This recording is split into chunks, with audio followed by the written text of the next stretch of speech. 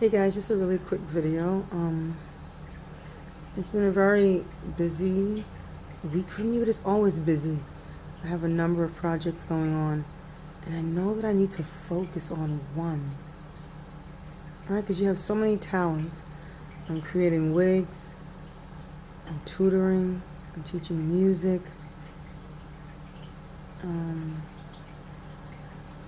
Is that it? That should be it, right? And so right now I'm actually in the process of creating a wig for customer. Customer, right? See? So she wanted a look that was, what do they call it?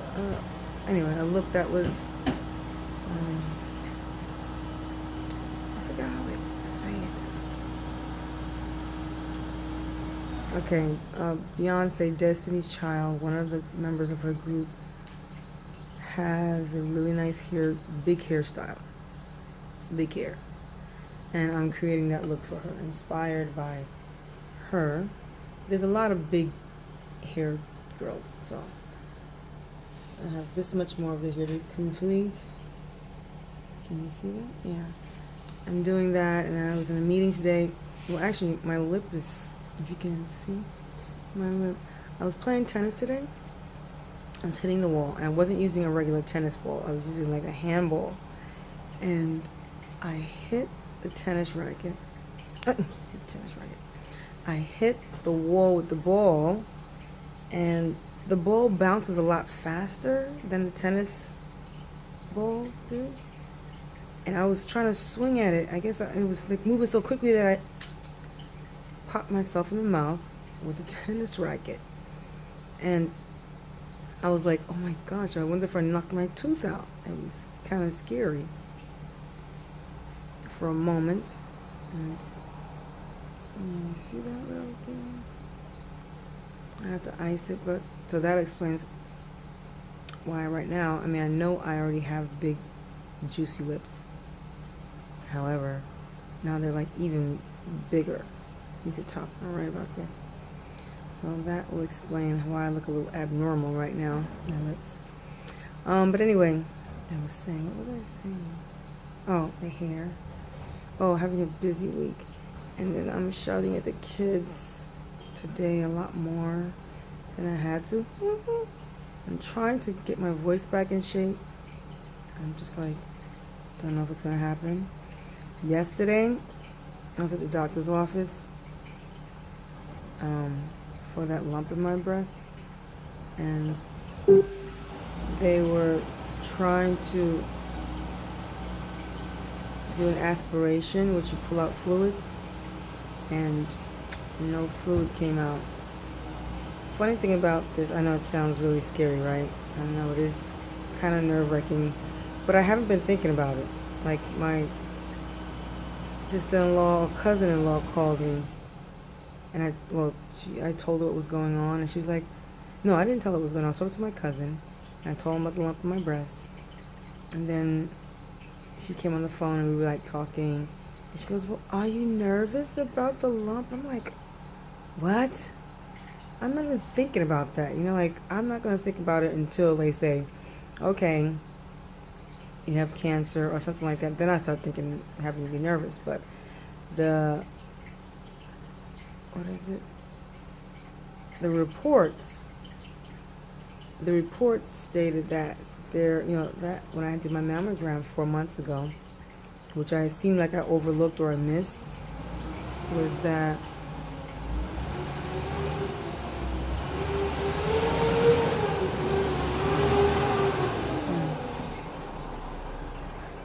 the report stated that they'll see me in 12 months, everything was okay.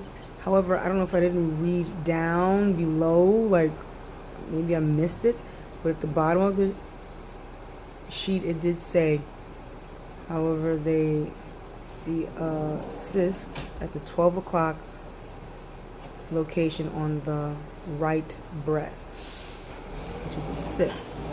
And if I didn't tell you how I came across that, I was sitting at the bar.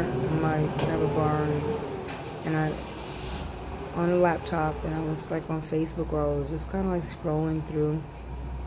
Sure enough, a little voice said, "You have a lump in your left breast, no, your right breast. You have a lump in your breast, touch it." I heard her voice clearly. "You have a lump in your breast, just touch it." Like, you know how you like have an itch where you want to scratch something, you're not thinking about it, you just go and reach and scratch? That's how the voice sound. "You got a lump in your breast, you should touch it." And I did that, and it was like, holy cow.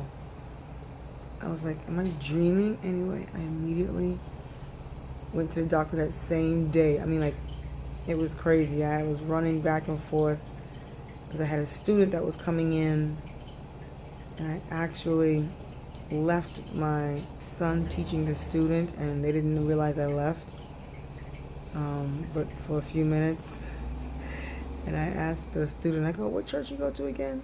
Just to make sure it might have been safe, even though it's never safe, really. You can't trust anyone, really. I hope he's not watching. I don't think he's a Facebook friend of mine.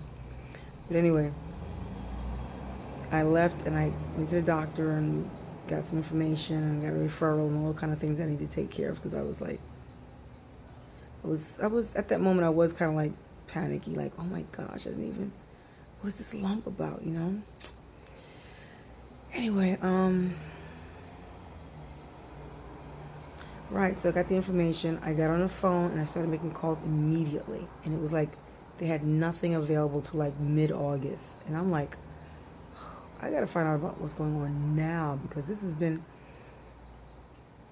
you know, this lump has been there since, what, April, since the test, and probably before April, because I remember feeling something, and I was like, why is that there? But you know what it is? It's like, you know how you have a dense, like they say your breast is dense, and you have all these little lumps and bumps around your breast? That's what I was feeling back then. And that's why I had the mammogram and a sonogram done. And see, I'm sharing this video because some of you are going to be watching, and you know you need to go and do your mammogram, or you haven't had one done, or you had one done but you forgot to go look into it and check on it, or to follow up with it. So maybe this is just a reminder for you to go follow up on what you're doing, you know, on your body or whatever. It could be a mammogram, it could be any kind of checkup. And for men too. And really, like, I think I'm candid about a lot of things because we all are experiencing some things in our lives. And it's just, you know, I don't really have anything to hide, really, right? Except for where I live. But even that's like, forget it now. Nevertheless, so I'm pretty candid about things because it's important that we all kind of just think about our own lives. And that's why I guess I kind of share a lot.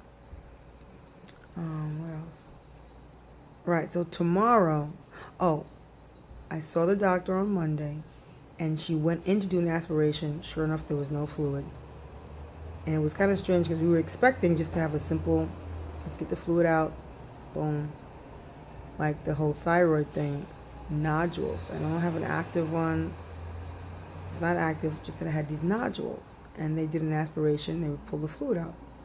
In this case, the cyst was like, no fluid. And she tried 3 times, to the point where she was like sticking me with a thin, fine needle, then a medium-sized needle, and then a big needle. And it was going like a, and one time it really kind of gave me a real good jolt. And I was like, and she said, "Oh, you have great skin." I'm like, what you mean by that? Because I'm black, I can take pain? No, I don't think so. Because you numbed the area, local anesthesia, but I still felt that boom, you know.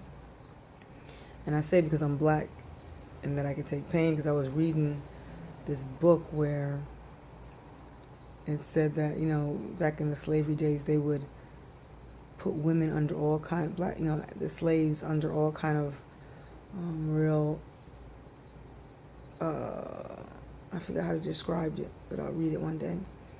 And because they said that the slaves couldn't deal with pain, or they felt no pain, or they didn't, their pain tolerance or whatever.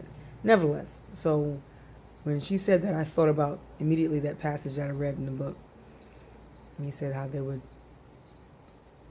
not, it would just really, yeah, okay, I can't remember exactly, but the bottom line was that black women can endure pain or slaves, and that's so not true. Because we're just human like everybody else.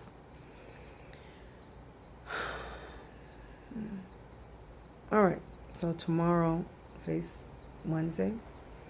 Tomorrow I get the results, and tomorrow we all find out what my next step is going to be regarding that, right? Yeah. All right, everyone. Have a good night, and I will talk to you tomorrow.